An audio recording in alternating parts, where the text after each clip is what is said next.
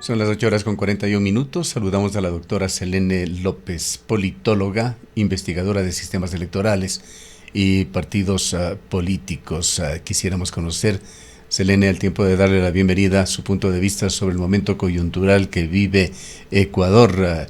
Partidos políticos, líderes políticos en entredicho por investigaciones de la Fiscalía General del Estado y una falta de confianza de todos los ecuatorianos con respecto a quienes nos representan en distintas posiciones y a quienes hacen política y conforman los partidos políticos de Ecuador. Muchas gracias. Saludo a toda la audiencia. A mí me gustaría por empezar y dividir en ciertas condiciones estructurales que ocurre en todo el mundo, que ocurre a todos los países y después en las condiciones específicas del Ecuador. Como bien mencionaban en la introducción, tomando en cuenta los datos del Latinbarómetro, hay una gran dificultad para los incumbents, es decir, para las personas que están gobernando, que se vuelven a elegir. La alternancia es la norma en Latinoamérica. Los últimos procesos electorales y los que vienen, los políticos o los partidos de gobierno tienen casi imposible reelecciones. Es decir, en Argentina, Fernández, Brasil, Bolsonaro, eh, tienen dificultades al reelegirse.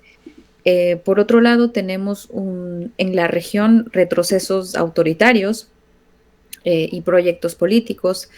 Es decir, si bien América Latina en su conjunto es democrática, hay ciertas rasgos autoritarios que existen en todos los países, es decir, El Salvador, concentrar todo el poder en el Ejecutivo, tener en Colombia, digamos, peleas a muerte con las instituciones que deben controlar el poder político, como las fiscalías, las procuradurías.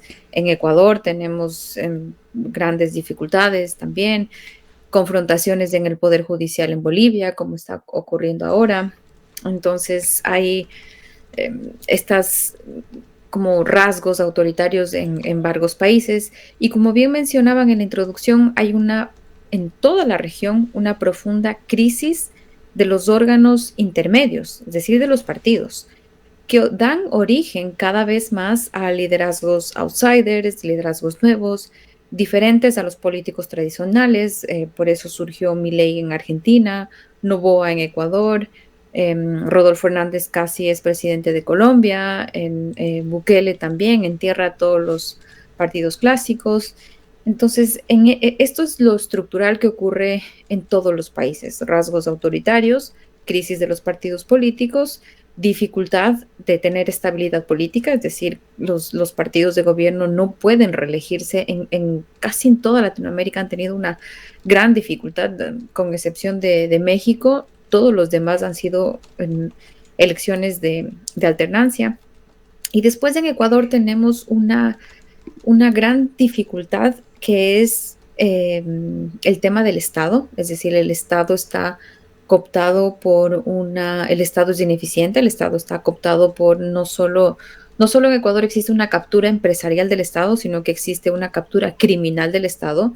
Y hacer que el Estado sea eficiente, que funcione, que deje de estar cooptado y a merced de intereses criminales o intereses, digamos, empresariales, es muy difícil. Hacer que un Estado sea es muy difícil. Lo mencionaba el director que me antecedía. Él decía, no solo es importante que es importante que el SRI realmente cobre impuestos, es decir, una actividad tan básica para los estados como es cobrar impuestos en Ecuador, por el estado ineficiente que tenemos, se vuelve una actividad compleja. Es decir, se vuelve una actividad muy difícil para los estados, y es hora de que el estado sea eficiente. Entonces, en Ecuador tenemos el problema de un estado ineficiente, tenemos un problema de contexto, que es que los partidos políticos son casi inexistentes, es decir, hay más empresas electorales que partidos políticos. Y para finalizar, diría que lo específico de Ecuador, otra cosa específica del Ecuador es que nuestros organismos de control, fiscalías, procuradurías, consejos de participación ciudadana, no son instituciones de control que tienen que como objetivo controlar el poder político, sino que son instituciones a merced de intereses políticos particulares y son instrumentos de persecución política, son instituciones que se utilizan para la pelea política en vez de que sean instituciones para controlar las posibles omisiones o del poder. Es decir, se vuelven Perdiendo con esto esos importantísimos contrapesos que son los que dan valor a una democracia. en Ecuador no existen esos contrapesos, sino que estas instituciones se utilizan como instrumentos para pelear contra la fuerza política que a mí no me gusta, e históricamente ha sido así, y no se utilizan como contrapesos al poder para analizar posibles acciones u omisiones. Entonces, este sería, digamos, el análisis que yo haría del contexto regional y las particularidades que lamentablemente tiene que vivir el sistema político del Ecuador. Vamos a retornar de inmediato, luego de su próxima respuesta, al escenario de Ecuador, pero en ese análisis general que usted ha propuesto en el inicio de este diálogo, tenemos que hablar como países que están en otro lote en términos de democracia, de Nicaragua, Venezuela, Cuba, Haití. Sí, es muy interesante. A veces nosotros hablamos solo de, em, digamos, la definición básica de democracia es tener elecciones. Esa es la definición de Schumpeter, la definición schumpeteriana de democracia habla de la posibilidad de tener elecciones competitivas. En Nicaragua no podemos hablar de elecciones competitivas. En Venezuela, si es que no se presentan todos los partidos y si la gente no tiene todas las opciones, no se puede hablar de elecciones competitivas. Entonces ahí uno puede decir, estas realmente no entran en la definición schumpeteriana de democracia. Sin embargo, hay otros casos, como, y aquí pongo el caso del Salvador, en que hace menos de un mes, El Salvador tuvo unas elecciones, y a pesar de que hubo un 86% de la población, es decir, hubo una fuerza mayoritaria que está legitimando la elección de Bukele. Este es un ejemplo de cómo uno puede utilizar los mecanismos democráticos para atentar con la propia democracia. ¿Por qué? Porque para que Bukele sea electo hubo que meter mano a la Constitución, hubo que, digamos, pelearse con los jueces, es decir, hubo que violar todo el Estado de Derecho y hubo que omitir todos los contrapesos de los que usted hablaba, y realmente El Salvador es un caso de cómo podemos nosotros atentar a la democracia utilizando los mismos instrumentos democráticos. Entonces, no solo yo llamaría que hay cierto tipo de autoritarismo en, como usted menciona, en Cuba, que tiene un régimen de partido único, en Nicaragua, en Venezuela, sino que yo diría que hay autoritarismos también.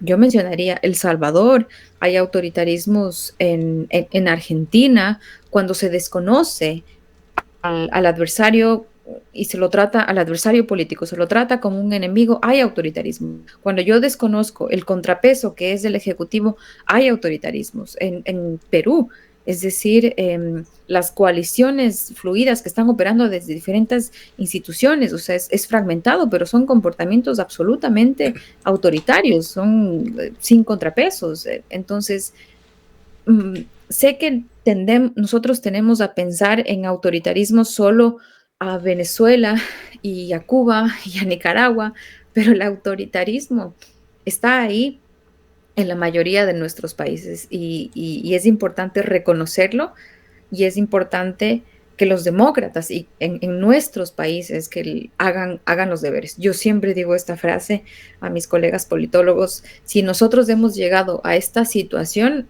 es porque los demócratas no hicieron los deberes, es decir, no construyeron unas bases sólidas para que nuestros países tengan estas consecuencias que tienen ahora. Bien, retornemos a Ecuador, a lo que vivimos hoy en día, que se vivirá también nuevos capítulos sin duda. Esta semana pues hay varias investigaciones muy importantes que están en curso. Pero para esto recordemos un antecedente bastante fresco. Guillermo Lasso optó por la muerte cruzada por su incapacidad para operativizar cualquier tipo de acción con la Asamblea Nacional. También allí sumó la inminencia de un juicio político que seguramente lo destituía. Y llegó sorprendiendo a todos o a casi todos Daniel Noboa.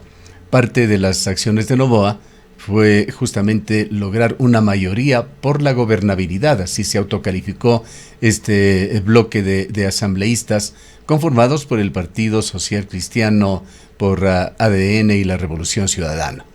Pero resulta que el día de hoy el Partido Social Cristiano se encuentra en el epicentro de una investigación de la Fiscalía debido justamente a la cooptación de la justicia, una situación realmente escandalosa en la provincia de El Guayas.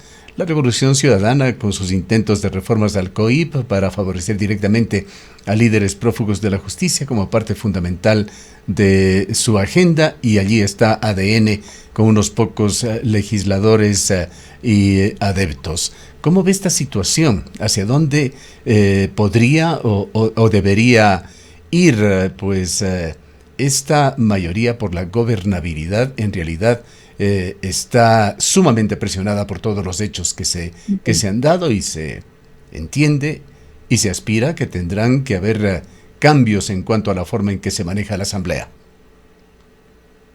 Es una excelente pregunta. Yo en otras entrevistas que estaba dando, hacía una distinción entre ciertas continuidades que veo del gobierno de Noboa con el gobierno de Lasso. Es decir, yo no veo una gran diferencia entre el establishment económico, es decir, las leyes que favorecen a cierta, es decir, la estructura económica, pues no hay mucha diferencia, veo una continuidad. No veo grandes esfuerzos por fortalecer el Estado, es decir, hacer un Estado autónomo, un Estado que planifica, un Estado que sea fuerte en su política ambiental, en su política social. No veo esos esfuerzos. Eso se parece mucho al Estado de Guillermo Lasso, del gobierno a Guillermo Lasso, pero veo ciertas también discontinuidades, y una de ellas es el manejo político con la Asamblea Nacional. Es decir, siento que de alguna forma Daniel Noboa entiende que él es el representante del Ejecutivo y que tiene que lidiar con una asamblea que es fragmentada, que es diversa, que es plural, y que tiene que llegar a ciertos acuerdos. Entonces me parece que no hay esta idea de llevar a una pelea a muerte todos los disensos que pueda tener con la Asamblea. Eso veo una gran diferencia. Veo también cierta amplitud hasta algún punto de escuchar las demandas sociales, que pueden ser de la CONAIE, que pueden ser de grupos de mujeres, etcétera. Yo me acuerdo que a los 3 meses de gobierno de Guillermo Lasso, él estaba diciendo que había un triunvirato de la desestabilización entre Correa, Nebot y Leonidas Issa, es decir, había toda una construcción de un enemigo público. En Noboa no vemos eso, o sea, vemos una especie de reconocimiento del otro político, de que el otro tiene un lugar legítimo para existir. Entonces se reconoce legítimamente al correísmo, se reconoce al Partido Social Cristiano, y eso ya es un avance. Entonces eso es una discontinuidad y es una diferencia al gobierno de Guillermo Lasso. Lo que veo, digamos, en el sistema político, algo que no ha cambiado es la utilización instrumental de el control político. ¿Y qué quiero decir esto? Que yo realmente soy muy escéptica a la actuación de la fiscalía, porque históricamente la fiscalía, y no solo la fiscal actual, me refiero a la fiscalía como institución. La fiscalía ha sido una institución que actúa discriminadamente, es decir, si tal persona es mi amigo, yo voy a actuar de una manera, si tal persona es mi enemigo, voy a actuar de otra manera. O sea, no actúa en una forma como se actúa en Estado de Derecho, es decir, se aplica la ley sin importar quién está ahí. No, o sea, hay que ser sinceros, la Fiscalía en países como el Ecuador actúa de forma discriminadamente y yo no veo, no entiendo qué cambio social o político hubo para que la fiscalía actúe de una forma diferente durante el gobierno de Lazo y de, y de Novoa. No hay No un hay ningún, elemento a considerar dentro de esto, el no, asesinato a Fernando ninguno. Villavicencio. Ninguno, yo creo que no, yo creo que no hay ningún elemento que haga, porque cuando las instituciones cambian, cuando hay ciertos incentivos, es decir, cuando hay acuerdos de Estado, cuando hay acuerdos entre diversas fuerzas políticas, donde eligen a un fiscal que es realmente lejano a la pelea política, o cuando de alguna forma hay un acuerdo entre fuerzas políticas de que estas fiscalías, jueces, procuradurías, defensorías del pueblo van a ser completamente ajenas a las agendas políticas. A veces en países pasó en España con los pactos de la Moncloa, pasó en otros, pero en Ecuador no ha pasado absolutamente nada que nos haga pensar que la fiscalía está actuando de forma altruista y de forma objetiva y de forma eficaz. No hay, no hay realmente. Y, y por eso yo siento que la fiscalía en Ecuador es en vez de ser un agente técnico, una institución, un instrumental técnica que lo que tiene que hacer es controlar el poder político, al final la fiscalía marca agenda en el juego político. Entonces obliga a que el Partido Social Cristiano actúe de alguna forma y ciertos actores políticos caen en ese juego. Es decir, yo veía al correísmo también apoyar de alguna forma eso. Entonces, siento que como el periodo político es tan corto, el de Novoa, es tan corto y las elecciones están a la vuelta de la esquina, siento que y veo que muchas fuerzas políticas, como el correísmo, como el Partido Social Cristiano, no saben cómo jugar en este tiempo, porque no pueden ser una oposición tan fuerte, porque al final Daniel Noboa está en la luna de miel del gobierno, tiene una aprobación alta, tiene una legitimidad, está recién empezando, es nuevo, entonces oponerse a Daniel Noboa no tiene sentido, pero a la vez estas fuerzas políticas tienen que construir espacio propio, pero a la vez no saben por dónde, entonces la asamblea a veces va por el COIP, el Partido Social Cristiano ha entrado en la agenda de la fiscal, entonces es completamente complejo para fuerzas políticas como el Partido Social Cristiano y el correísmo marcar agenda. Es casi imposible para ellos actuar y jugar en el terreno de juego que está ahora. Es como complejo, porque si se oponen, la gente les reclamaría de cómo se están oponiendo a alguien que quiere sacar el país adelante. Si es que no se oponen, quedan marginalizados. Es decir, es muy complejo para estas fuerzas políticas en un momento tan inestable y en un momento tan cerca a las siguientes elecciones, realmente jugar. Y siento que ha habido una falta de reflexión, una falta eh, incluso de comunicación, una falta de trabajo político de estas fuerzas. Es decir, gracias al correísmo, no solo se pasó el IVA al 15%, sino que a pesar de que se subió el IVA al 15%, hubo también también se introdujo unos impuestos a los grandes capitales, a los bancos, y eso no han logrado comunicar como uno de sus aciertos. Es decir, entonces veo grandes dificultades para los actores políticos en general actuar en un marco tan cortoplacista, tan coyuntural y tan cercano a las elecciones. No, no hay visiones a largo plazo. Siento que están reaccionando a la coyuntura. Muy Importante, precisa y profunda su reflexión, Selene.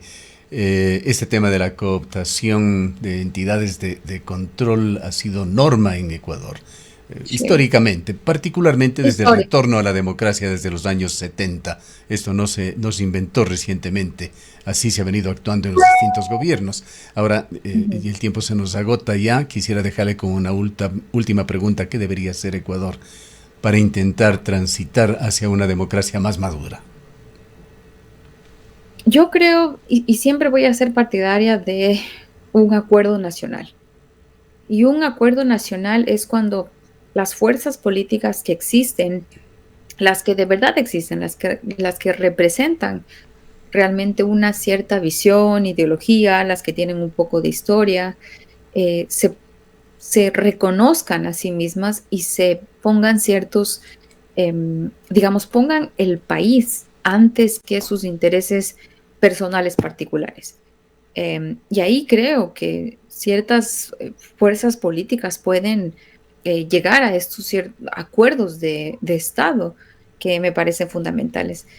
Lamentablemente a veces también siento que esto es muy utópico para el nivel de madurez de nuestras fuerzas políticas. Nuestras fuerzas políticas, como han vivido periodos de persecución, tienen unos odios muy, digamos, encerrados, ensimismados ahí, que no pueden reconocerse entre ellos, que no pueden hablar entre ellos, que el otro no es alguien que, que simplemente piensa diferente a mí y que manejaría el Estado de una forma diferente, no, sino que en Ecuador ese otro es un enemigo. Y si ese otro es correísta, es un enemigo. Y si ese otro es anticorreísta, es un enemigo. Entonces, en ese marco tan polarizado, llegar a acuerdos que pongan el país primero es muy complejo. Entonces, la construcción de acuerdos nacionales es la solución más óptima para el país, pero también es una solución bastante compleja, bastante utópica. Y creo que soluciones mayoritarias, es decir, que alguien tenga el control del 50%, más del 50%, del 60%, del 70%, soluciones hegemónicas en un país fragmentado, en un país plural, eso ya no va a ocurrir. Entonces, por nuestras fuerzas políticas empiezan a tener un poco de madurez, de reconocerse, de establecer mecanismos de perdón, es decir, ya te perseguí yo una vez, pero tú hiciste esto, pero nos perseguimos, ya, dejemos eso en el pasado y pongamos el país primero. Eso, es ese perdón entre las fuerzas políticas, ese renunciamiento a las venganzas y a los rencores pasados de las fuerzas políticas en fin de una agenda mínima de consenso, siento que es una de las primeras cosas que deberían hacer. Bueno, nos lleva usted al inicio de este diálogo en el cual usted ha descrito cómo en Latinoamérica, y esto hay que extenderlo al mundo, el sistema democrático es el que realmente está en crisis. Está en crisis también por lo polarizado que es decir, en muchos países está mucho esta idea de que o es blanco o negro y los grises se han perdido, de que o estás conmigo o estás o es un enemigo y eso realmente peligra, hace que nuestra democracia como valor se ponga en peligro. Entonces, hay que esperar, hay que agotar el ciclo político que está ahora con Daniel Noboa, esperar que se reacomoden un poco las fuerzas políticas para la siguiente elección, que la siguiente elección va a ser, digamos, un poco más a largo aliento. Entonces, tanto la fuerza política que sea electa como las otras fuerzas políticas que están representadas en el Parlamento van a tener un poco más de tiempo para definir estrategias a largo plazo. Y tal vez ahí se pueda generar un pacto de Estado y no de gobierno, sino un pacto que involucre a todas estas fuerzas políticas. Entonces, yo siento que eh, todo está por verse y cualquier cosa que defina el futuro político en el Ecuador está en el 2025, no, no está ahora. Bien, muchísimas gracias por habernos acompañado. No, a ustedes un buen día. Declaraciones de la doctora Selene López, politóloga, investigadora de sistemas electorales y partidos. Continúa ella haciendo investigación en la Universidad de Tokio. Son las 9:06 minutos.